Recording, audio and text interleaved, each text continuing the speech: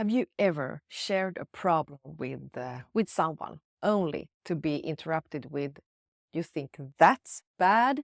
Let me tell you what I went through. It's almost like they're competing to have the most suffering. Today, we're diving into this interesting phenomenon of suffering upmanship and exploring the psychology behind why some people always have to be the one suffering the most. So let's start by defining this phenomenon.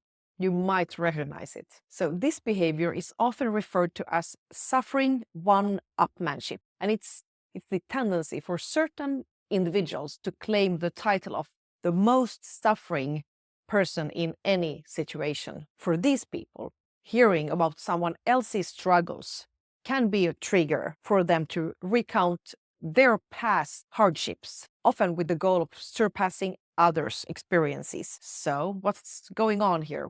What's this all about? Well, psychologists suggest that this behavior actually could stem from a few psychological mechanisms. Number one, the need for validation. Some individuals who constantly one-up others may feel the need for validation, and by being seen as the one suffering the most, they might be seeking sympathy, acknowledgement, or a sense of importance. This stems from a deep-seated need for their pain to be recognized. Number two, narcissistic tendencies. According to research, people with narcissistic traits often desire to be the center of attention, and this includes being the biggest victim. And in their worldview, no one else's problems can compare to theirs. So when they hear about others suffering, they may feel threatened, as if this takes away something from their own narrative of struggle. Number three, social comparison. Social comparison theory also plays a role here, because humans naturally compare themselves to others.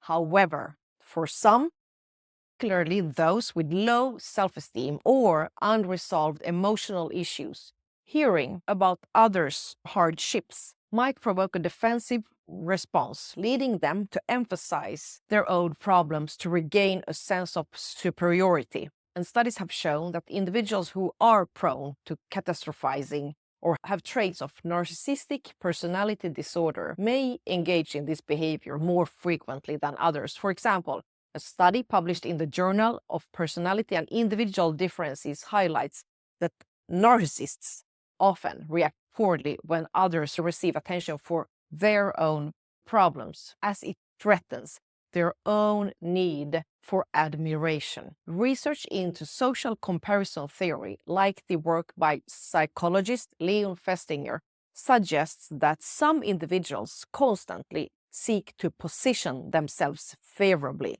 in all aspects of life, including suffering. So in their minds, if they are not the ones suffering the most, they risk losing their perceived identity or sense of self-worth. And you might also have noticed that some of these individuals become visibly upset or even throw a tantrum when someone else has it worse. And this is because their identity and self-esteem are often tied to their suffering. So when others' experiences seem to outsuffer theirs, it feels like a direct attack on their narrative, leading to emotional outbursts. So understanding this behavior is crucial, especially in relationships. It's important to recognize that these individuals are often battling internal conflicts and a desire to be seen. So while their behavior can be frustrating, it often points to deeper issues of self-worth and validation. So let me give you 3 tips on how to handle these suffering one-manship persons. Number 1, set boundaries. So if you notice that someone's constantly turning conversations into a competition of suffering, it's advisable to set boundaries. Here you could politely steer the conversation back to your own experiences or limit discussions about hardships if it becomes too draining for you. Number 2, show empathy, but overindulge. Acknowledge their feelings without giving in to the suffering competition. You can say something like, "I understand that you are going through a tough time," without turning it into a debate over whose situation is worse. And number 3, shift focus. So when possible, try to redirect the conversation toward positive solutions. Like, for example, ask them what steps they've taken or are taking to cope, or how they're finding small joys despite their struggles. This can sometimes help shift their mindset from focusing solely on the negative. So next time you encounter someone who constantly wins the suffering competition, remember that this reaction often stems from their need for validation, their internal struggles with self-esteem or narcissistic tendencies. And it's not always about their suffering being the greatest, but rather about a deeper need to be recognized and acknowledged.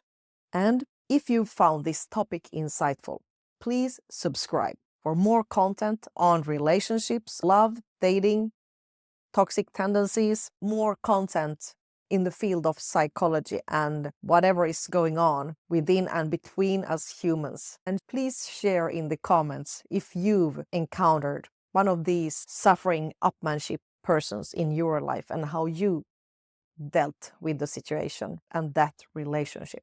Thank you for watching and all the best.